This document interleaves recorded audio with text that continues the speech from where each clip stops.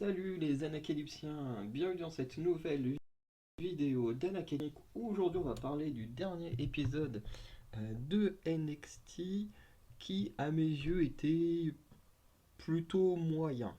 Voilà, on a eu un épisode bon, euh, mais je trouve que c'était pas à la hauteur de ce que j'attendais et de ce qu'on a déjà pu avoir dans d'autres épisodes de NXT. Donc on va revenir un peu détail par détail, que j'ai rajouté une petite catégorie que je ne fais pas habituellement, mais qui est intéressante pour se poser des questions. Du coup, le show s'est ouvert sur le match entre Noam Dar accompagné de Métaphore contre Alpha Academy, du coup représenté par Akira Tozawa, donc qui apparemment fait réellement partie du groupe, pour la World Cup Heritage. Sur le premier round, on a ouais, désolé, je viens juste de me réveiller. Habituellement, je fais mes vidéos juste avant de me coucher. Là, cette fois, c'est l'inverse. Je viens juste de me réveiller. Bref. Pour le premier round, on n'a rien à signaler. Le match est plutôt sympa. Il y a juste sur la fin du premier round où je me suis posé des questions puisque Noam Dar est au sol, Akira Tozawa monte sur la troisième corde et d'un coup il redescend pour aller vers la coupe. Du coup, il se fait attaquer par Noam Dar. Du coup, Tozawa garde le dessus, il le remet dans le ring. Et là, il s'apprête à monter sur la troisième corde et à faire ce qu'il avait à faire. Et là, je me suis posé une question, c'est est-ce que ils ont mal géré leur temps et que du coup, normalement, Akira Tozawa devait vraiment monter sur la troisième corde quand le temps était presque fini, parce que là, on le voit, il regarde le temps, puis d'un coup, il redescend, alors qu'il a clairement le temps de faire un splash ou je ne sais quoi, et de, de remporter son premier point, ou du moins essayer. Alors que là, il regarde le temps, il redescend, et puis il va vers la coupe. C'est assez bizarre. J'ai trouvé le move très bizarre. Euh, Parce que vraiment, ça donnait l'impression que qu'il était en train de monter sur le truc trop tôt. Parce qu'une fois qu'il lui reste plus que 4-5 secondes, bah là, il essaye de monter sur le ring alors qu'il sait très bien que là, il a plus le temps de faire sa prise et de tenter un truc. Donc ça, j'ai trouvé ça un peu particulier. Je pense un problème dans la gestion du temps sur ce premier round. Mais à part ça, bon, voilà, le premier round était plutôt bien. Deuxième round, du coup, on a Noam Dar qui a marqué son premier point sur un petit paquet et il continuait de frapper Otozawa après la cloche. L'arbitre va rien, va pas le sanctionner, mais voilà. Round 3, alors là on arrive sur ce que je déteste le plus à NXT, c'est les coupures match. Là, le round 3 est totalement éclipsé. Vraiment, il y a 3 minutes de match qui sont enlevés dans l'épisode, carrément 3 minutes. Parce que vraiment, vraiment, on te renvoie le premier, enfin la fin du premier round, enfin du deuxième round, et direct, boum, on passe à la fin du troisième. Et tu te dis, what the fuck? Et du coup, il est coupé tout simplement parce que aucun des deux n'a marqué de point, et que Noam Dar va à nouveau, entre guillemets, un peu tricher, puisqu'il va tenir une soumission et envoyer des coups de coude à Akira Tozawa sur le crâne alors que la cloche a sonné la fin du round. Et encore une fois, l'arbitre ne dira rien.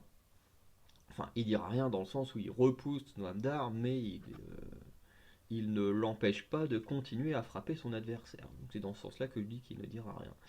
Euh, Ensuite, round 4, on a Akira Tozawa qui va nous faire deux beaux springboards à l'extérieur, un sur Noamdar, un sur, j'allais dire sur Tozawa, non il peut pas le faire sur lui-même, sur Oro Mensah. Et du coup, grâce à un Enzugiri suivi d'un... Oula, attends.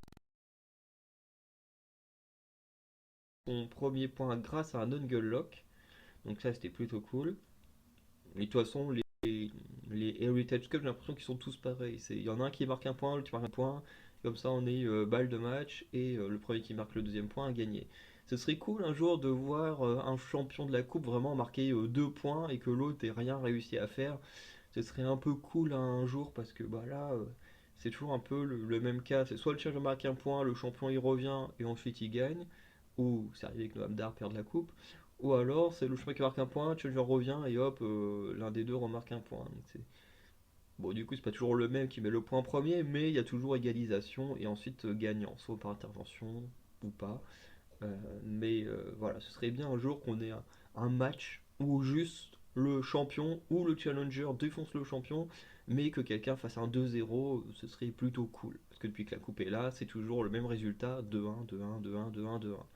Bref. Ça m'empêche pas d'aimer ces matchs-là, mais ce serait bien que ça change de temps en temps en termes de score. Et le round 5, du coup, Noam Dar marque son deuxième point grâce du coup là, à un Enzugiri et l'intervention de Oromensa et Lâche les gens du coup qui eux vont détourner l'attention de l'arbitre de Alpha Academy, également de Tozawa, du coup qui va perdre ce match. Et à la fin du coup Alpha Academy va se venger et s'occuper du cas d'Oromensa dans le ring. Voilà. C'était un début de show plutôt sympa. En plus, Alpha Academy pop plutôt bien avec le public. On le verra même un peu plus tard. Euh, voilà, le Alpha Academy ça fonctionne bien avec le public d'NXT. Ensuite, on a eu un segment qui, moi, m'a beaucoup déçu. C'est l'arrivée de Lyra Valkyria au ring pour se mettre en avant, faire une promo. Voilà, maintenant qu'elle est championne. Et j'avoue que ça m'a un peu déçu. Bon, l'entrée, elle est trop bien, hein. L'entrée avec les cris là, du public à certains moments de la chanson et tout. Je trouve l'entrée, elle est trop bien.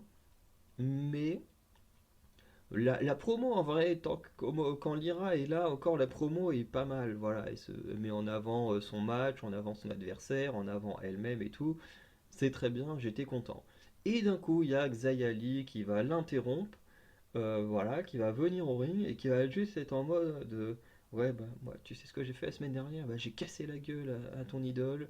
Et maintenant, je vais juste être là pour piquer ton titre de NXT. Et sans comprendre vraiment pourquoi, au lieu d'attaquer Valkyria, Xayali casse la gueule à un mec de la sécurité. Et puis t'as l'autre, le mec, il fait deux fois la taille de Xayali. Le mec est en mode oh là là, qu'est-ce qu'elle a fait? Qu'est-ce que je dois faire? Je sais pas. Bref, et après, t'as juste les deux femmes qui se confrontent en mode ok, tu veux un match de championnat? Eh ben, je pense que très certainement, Lyra Valkyrie va donner son match de championnat à Xayali, mais vraiment, j'ai trouvé que foutre Xayali là-dedans, ça a tout gâché. Même si des fois, faire apparaître des futurs adversaires, c'est cool, notamment avec Tiffany Stratton, c'était génial parce qu'elle est arrivée en mode voilà, maintenant que je suis championne, je suis au-dessus de tout le monde et tout. Et du coup, t'as toutes les femmes du roster qui s'étaient ramenées pour lui casser la gueule et tout. Ça, c'était cool parce que ça allait bien avec le personnage de, de, de Tiffany Stratton. Il y a eu d'autres championnes quand elles sont arrivées où t'as d'autres femmes qui sont arrivées qui étaient en mode voilà, nous on veut te challenger.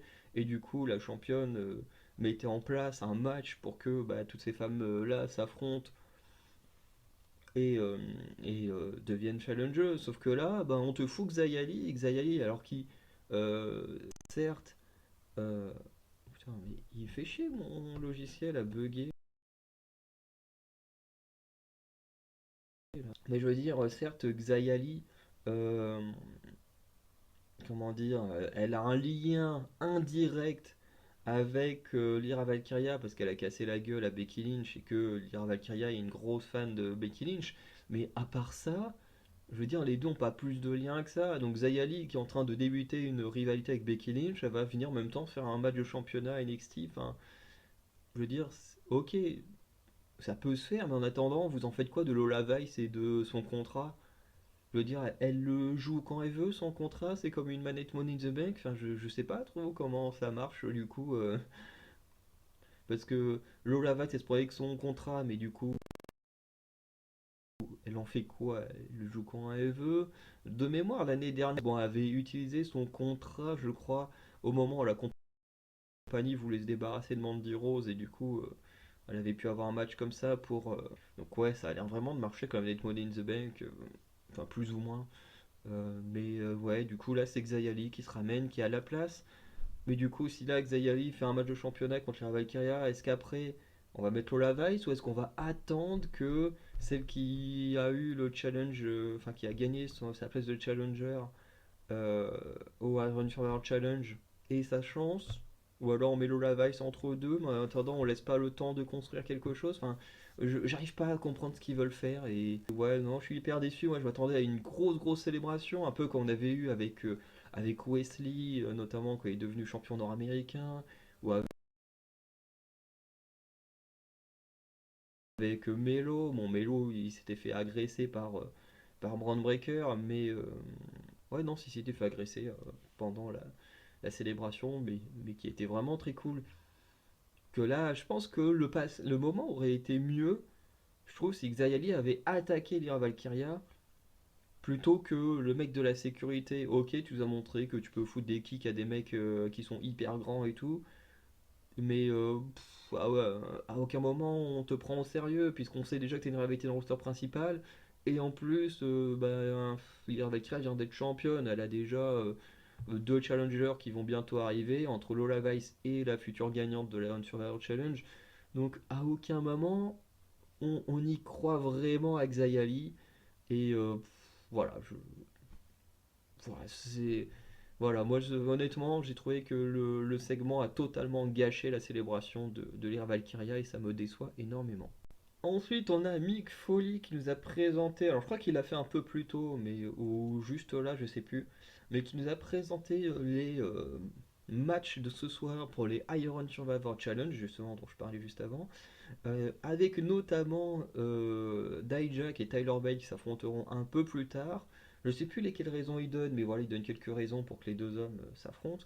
Et il parle forcément du match de maintenant, donc Fallon Henley contre Tiffany Stratton, puisque voilà, sont deux femmes qui sont plutôt douées dans le roster féminin. Et comme il raconte, la semaine dernière, les deux femmes devaient s'affronter. Tiffany Stratton a cassé la gueule à Fallon Henley, du coup, il n'y a pas eu match. Et du coup, il dit voilà, moi j'aimerais vraiment voir ce match. Et du coup, plus ou moins, les deux se retrouvent dans les qualifications des Iron Survivor Challenge. Donc, Fallon Henley contre Tiffany Stratton. Honnêtement, c'était sympa, peut-être un peu long. Je sais pas combien de temps le match a duré, mais je l'ai peut-être trouvé un peu long pour ce que ça voulait raconter. Mais en soi, c'était pas mal. Parce que d'un côté, on a vraiment eu un match très intense, dans le sens où voilà, Tiffany a agressé Fallon la semaine dernière. Là, on a senti vraiment qu'il y avait de la tension entre les deux. Ça a été vraiment impactant dès le début du match. Et ce que j'ai trouvé intéressant, c'est que Fallon Headley, un peu par vengeance, va beaucoup travailler les jambes de Tiffany Stratton avec des soumissions et des choses comme ça. Et de son côté, bah, forcément, Tiffany Stratton va continuer à travailler la jambe qu'elle avait fracassée la semaine dernière.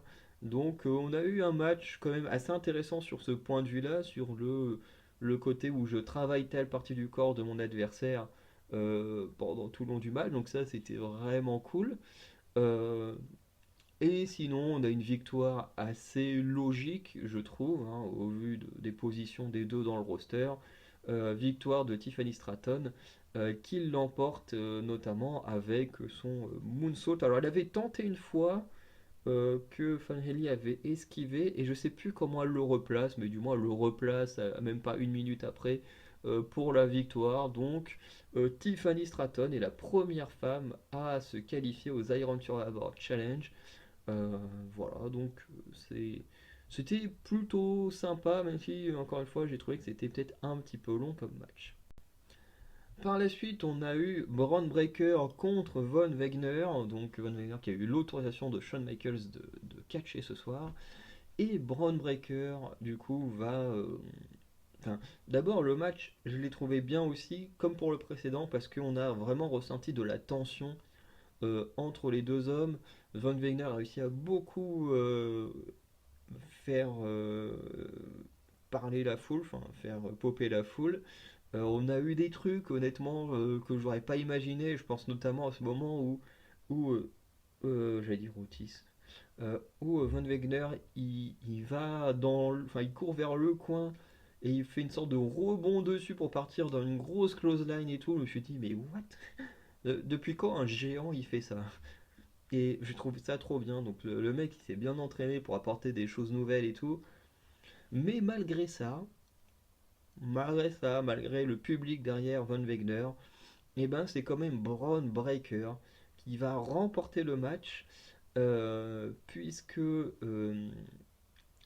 comment dire, Braun Breaker va remporter le match puisque il va tenter d'agresser Mr. Stone, sauf que Von Wegner va tenter de sauver son ami, ce qui fera qu'il prendra un spear à l'extérieur du ring et qu'il en prendra un quasiment aussitôt dans le ring. Donc après deux spears, Von Wegner est vaincu. Après ça, on a Mr. Stone qui va foutre un coup de chaise dans le dos à Braun Breaker qui va finir à genoux avant de se relever. Et du coup, Mr. Stone va un peu fuir à l'extérieur du ring. Et pendant que Braun Breaker est en train de, voilà, de le préparer à sa future punition, bah, il se fait agresser par Von Wegner, et oui, du coup qui le chope, il le fout à travers la table des commentateurs, alors là le public il pop à mort, hein. Voilà, en fait, il y a une question que je me pose, c'est qu'est-ce que les Américains trouvent de fun dans le fait de balancer quelqu'un à travers une table? C'est une vraie question. Je veux dire, ok, quand tu regardes un match sans disqualification ou quoi que ce soit, enfin voilà, un TLC ou des trucs du genre, ok, je peux comprendre. Mais quand on est dans un match normal, pourquoi ils veulent absolument que quelqu'un traverse une table? Je veux dire, je le comprends pas. Je comprends pas ce délire que les Américains ont à vouloir que les gens traversent des tables. Je ne comprends pas. Genre vraiment, ils ont un fantasme hyper chelou, les publics américains, mais je comprends pas. Ok, même moi, hein, personnellement, quand c'est un match, mais que ça a du sens dans le match, je trouve ça fun. Par contre, quand ça n'a pas de sens dans le match, je trouve ça complètement débile. Bon, là, Von Wegner, c'est son truc. Quand il a fait son retour en face de passer les vilains à travers les tables, donc avec Von Wegner, ça a du sens que là il l'ait fait. Surtout que ça a du sens aussi avec la dernière fois où il avait voulu le faire, qu'il n'avait pas réussi et tout ça. Mais dans plein de matchs, les Américains ils sont là en train de demander des tables et tout. Alors que ça n'a pas de sens de demander des tables, ils ont juste un fantasme hyper chelou, les Américains. Voilà, s'ils aiment trop que les gens passent à travers les tables, bah, achetez-vous des fausses tables et passez-vous à travers, parce que je comprends pas votre amour pour que les gens traversent les tables, hein. Bref. Par la suite, on a eu un match par équipe qui est venu suite à une altercation backstage. Et il s'agit de Kelani Jordan en équipe avec Roxane Perez contre du coup Lola Vice et Elektra Lopez. Voilà, donc d'un côté on a l'ancienne gagnante du Breakout Tournament contre l'actuelle gagnante, donc c'est plutôt intéressant. Oui, on a quand même Ariana Grace qui va venir dans la rampe d'entrée pour observer le match après avoir fait un petit discours dont tout le monde s'en fout, plus ou moins. Euh, et le match en soi, il était plutôt décent. Franchement, en fait, je l'ai trouvé bien, mais il mettait beaucoup trop en avant Kelani Jordan et Roxanne Perez. Dans le sens où, bah, dans le Breakout Tournament, Lola Vice, elle nous a fait des trucs de dingue, hein, franchement. Moi, plus je vois Lola Vice, plus je l'adore, parce que dans le ring, elle fait des trucs de dingue. Alors, son personnage est pas dingue, mais j'adore ce qu'elle fait dans le ring. En plus, il y a des coups de pied qu'elle met. C'est un des coups de pied que je suis en train d'actuellement apprendre à la boxe française. Genre pas avec le pied aussi haut, mais en mode médian. Donc médian, c'est au niveau du bassin. Et j'apprends à peu près le coup de pied qui lui sert de finish. J'apprends à peu près le même, sauf qu'il y a des versions différentes. Elle le fait avec une vrille. Là où pour l'instant, moi je l'apprends sans la vrille. Et je pense que d'ici plusieurs semaines, j'apprendrai à faire exactement le même. Ce qui est plutôt incroyable. De me dire que là je regarde une cacheuse que j'aime bien qui donne des coups de pied que j'apprends dans mes cours de boxe française. Mais bon, en dehors de ça, j'aime juste bien ce qui est fait dans le ring. Et là, dans ce match par équipe, en fait, Lola Vice n'a absolument rien montré. On n'a rien vu du talent de Lola Vice. Et ça me déçoit. Parce que qu'on mette Roxane Perez et surtout Kelly Jordan en avant, je peux comprendre, c'est normal. Que Roxane Perez est une des grosses babyface de NXT. Kelly Jordan est une des catcheuses qui veulent le plus mettre en avant. Et ça se sent depuis mince, son association avec Dana Brooke. Et du coup, le fait qu'elle ait affronté Cora Jade et Blair Davenport, qui étaient deux des top heels de NXT, donc on sent qu'on va la mettre en avant. Sauf que ben, dans ce match, tout a été fait du coup au détriment de Lola Vice, qui a quand même remporté le Breakout Tournament et qui, direct après avoir gagné son tournoi toute seule, et ben t'as l'impression qu'une fois qu'elle est en équipe, elle est nulle à chier. Voilà, tu te dis pourquoi? Alors que la meuf, elle est vraiment hyper douée. Mais bon, c'est comme ça. Victoire de Roxanne Perez et Kelani Jordan, du coup, grâce au Pop Rocks et le finisher, sorte de moonsault avec rebond dans le coin de Kelly Jordan sur Electra Lopez. Forcément, c'est pas Lola Vells non plus qui va prendre le tombé, hein. Mais du coup, le tout sur Electra Lopez. Donc voilà, victoire des Face. Et après match, on a Ariana Grace qui va carrément couper la musique de la victoire pour faire un nouveau discours. Et c'est Carmen Petrovic qui va agresser Ariana Grace en lui disant, comme dans les vestiaires plus tôt, voilà, en gros, ferme ta gueule, on en a marre de t'entendre parler. Et ce qui mènera très certainement à un match entre Ariana Grace et Carmen Petrovic, voire même peut-être une rivalité dans les semaines qui suivent, on verra bien. Ensuite, on a eu Otis contre Drogulak, pareil, match qui a lieu après une altercation entre Drogulak et Chad Gable, donc Drogulak qui se foutait un peu de la gueule du groupe d'Otis, enfin de pas d'Otis mais de Chad Gable, et du coup Otis qui a challengé Drogulak à un match ce soir. Et c'est sûrement le match où le public a fait le plus de bruit. Le public a été dingue pendant ce match. Et ben j'ai marqué Homos au lieu d'Otis. Hop là, encore un chat quand même. Mais le public, franchement, il a été complètement dingue. Et en vrai, le match était vraiment décent, hein. Franchement, j'ai pas trouvé que c'était le meilleur match de la soirée. De toute façon, il n'y a pas vraiment de match que j'ai adoré au point de me dire je vous conseille ce match. Pour moi, il n'y en a pas eu. Il y a eu des bons matchs, ça je peux pas le nier, mais on n'a pas eu que j'ai trouvé vraiment excellent au point de me dire celui-là, j'ai vraiment envie de le revoir dans quelques jours ou quoi que ce soit. Les matchs étaient tous bons, mais pas non plus excellents, excellents. Après, si la semaine prochaine déjà on nous fait catcher Carmen Petrovic, je vais être content parce qu'elle aussi j'adore ce qu'elle fait. Mais voilà, pour l'instant, c'était bon, mais sans plus. De toute façon, je trouve que le show en lui-même était bon sans plus. Bref. Otis contre Drogulak, en tout cas, ça a bien matché.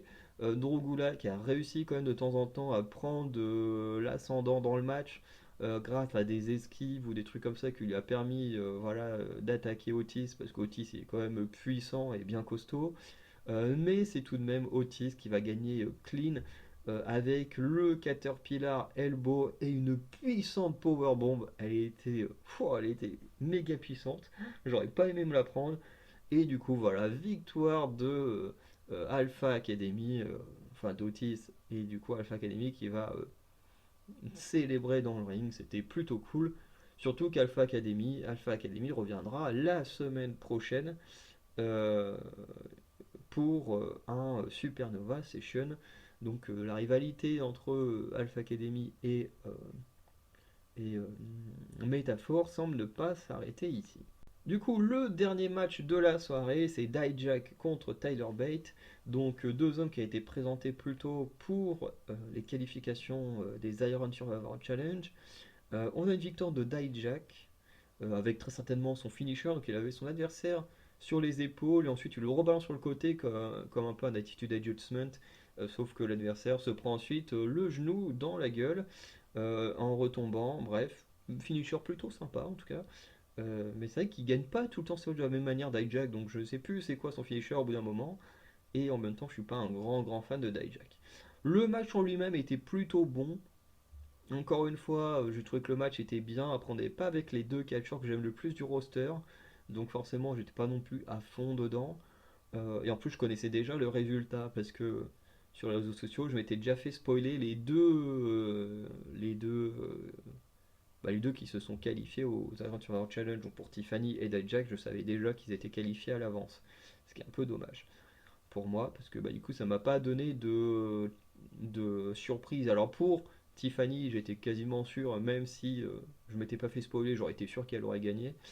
Euh, Mais pour Dijak Tyler Bate, quand tu vois les deux mecs, c'est quand même plus compliqué là de pronostiquer un gagnant. Bah, du coup, bah, le spoil l'a fait, l'a fait à la place. Et du coup, c'est vrai que le match était sympa. Les deux ont fait des belles choses, hein, mais on a eu pas mal de near fall et tout. Mais avec le fait d'avoir été spoilé, plus le fait que bah, Dijak, j'ai souvent du mal avec son catch. Et Tyler Bate, j'aime bien, mais son personnage, honnêtement, son personnage, il est pas ouf, hein, ouais, il faut le dire. Je préfère même le personnage de Dijak que celui de Tyler Bate, c'est pour dire. Euh, et du coup, ce qui fait qu'on se retrouve avec un match où bah, les deux catcheurs m'intéressent pas des masses, même si, encore une fois, ce qu'ils ont fait dans le ring était très bon, c'était très bon, mais en ayant été spoilé et en étant avec deux catcheurs qui sont pas dans mes favoris, bah ça donne un match que j'ai trouvé bon, mais où j'étais pas non plus à fond dedans. Ensuite, le segment main event, du coup, discussion entre Melo et Trick Williams, et encore une fois, c'était un peu décevant. C'était un peu décevant. Je m'attendais à une grosse discussion avec une vraie réponse et tout, et finalement, bah, on n'a pas vraiment eu de réponse. Donc, on va nous faire miroiter ça sûrement jusqu'à la semaine prochaine, peut-être même dans 2 semaines. Enfin, c'est chiant, je déteste quand ils font ça. Puisque du coup, les deux sont venus parler de oui, machin, bah, de leur avancement tous les deux, tout ça. Mélo mettant ça en avant pour dire voilà, j'ai pas pu t'agresser quand même. On a avancé ensemble, on est devenus champions pendant un mini laps de temps, on était champions tous les deux ensemble, machin. Bon, Trick Williams va quand même avouer une chose, c'est qu'il n'a pas vu la personne qui l'a agressé. Alors par contre, la question de Melo, qui va même le poser 2 fois en mode attends, t'as pas vu la personne qui t'a agressé? C'est quand même assez suspect, quand même assez bizarre comme question. Euh, Enfin, surtout de la répéter en mode ah ouais, t'as pas vu qui t'a agressé. C'est quand même assez bizarre. Euh, mais du coup, Trick Williams va avouer ça, mais va surtout reprocher à Carmelo Hayes de ne pas avoir été à ses côtés au moment où il s'est fait agresser. Puisque Carmelo Hayes, quand nous, en tant que spectateurs, on a vu que Trick Williams s'était fait agresser, on a vu que Melo était à ses côtés, mais apparemment pendant l'agression, Carmelo Hayes n'était pas présent. Donc soit il n'était pas présent, soit il était masqué ou visage caché, et que c'est lui qui a agressé Trick Williams par derrière. Pour l'instant, on ne sait pas encore. Mais du coup, alors que Carmelo Hayes disait qu'il allait raconter sa propre vérité, bah là, qu'est-ce qui se passe? Boum, musique de Lexi King, qui va venir couper les deux amis en pleine conversation, et il va dire que lui, il connaît l'agresseur. À un moment, il va même mentionner un truc en mode, est-ce que ce serait pas une jeune superstar qui a voulu se mettre en avant en attaquant Trick Williams. Enfin bref, il va faire plein d'insinuations, notamment apparemment une insinuation envers Carmelo Hayes. Et Trick Williams va réagir direct au quart de tour en agressant Carmelo Hayes en pensant que c'est lui. euh, Parce que c'est même ce que vont dire les commentateurs. Et du coup, Lexi King va quitter le ring en s'amusant. Donc, est-ce que Lexi King n'aurait pas agressé Trick Williams? Ça peut être une possibilité. Mais du coup, ce qui est intéressant, c'est que quand Trick Williams va relever Carmelo Hayes, il va lui faire un câlin et on voit sur le visage de Carmelo Hayes que ce dernier n'a soit clairement pas apprécié le coup qu'il a pris. Bon, je pense qu'il a clairement pas apprécié, hein, puisqu'au début il refuse de l'aide de Trick Williams à se relever. Mais on sent que sur son visage, voilà, que, que Carmelo Hayes peut faire un truc de dingue dans les semaines à suivre. Donc pourquoi pas, on aurait un heel turn de Carmelo Hayes avec le temps. On passe maintenant à la dernière catégorie, donc la catégorie info en arrière-plan, puisqu'effectivement on a souvent des choses en arrière-plan qui se passent, et je me suis dit ça peut être intéressant de rajouter une petite catégorie où on en parle quand il y a des choses intéressantes.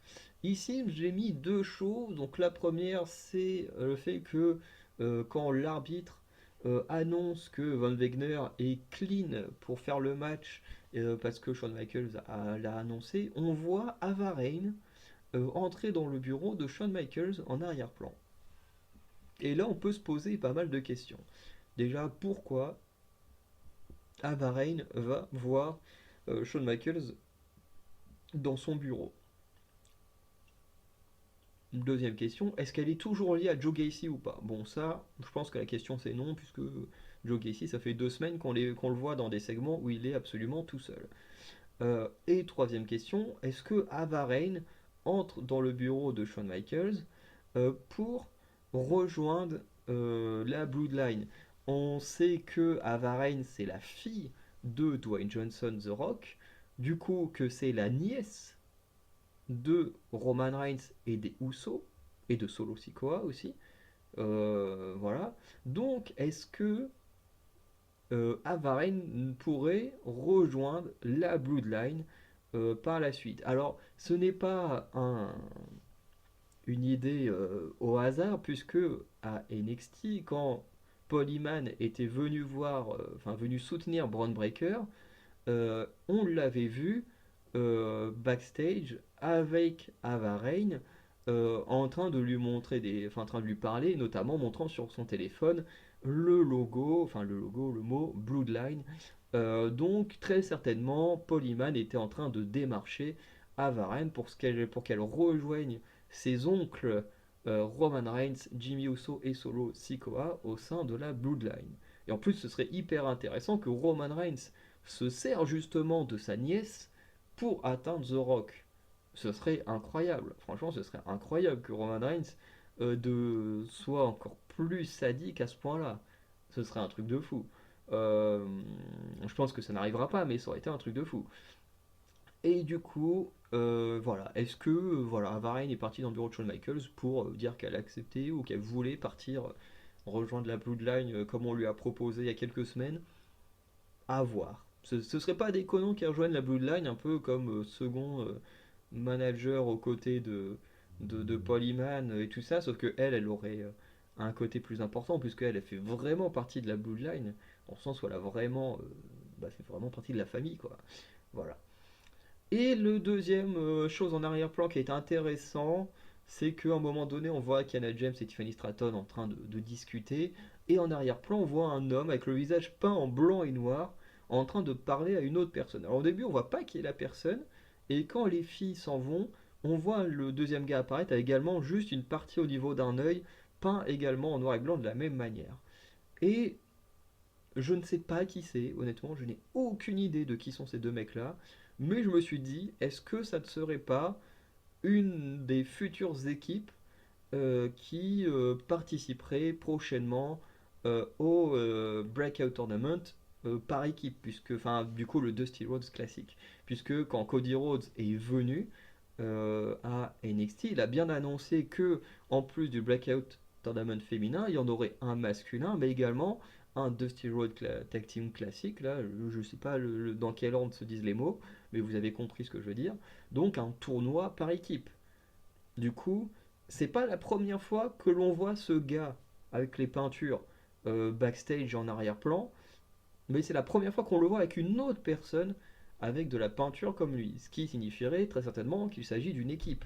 Donc, est-ce que ça annoncerait prochainement les débuts du Dusty Rhodes Tag Team Classic?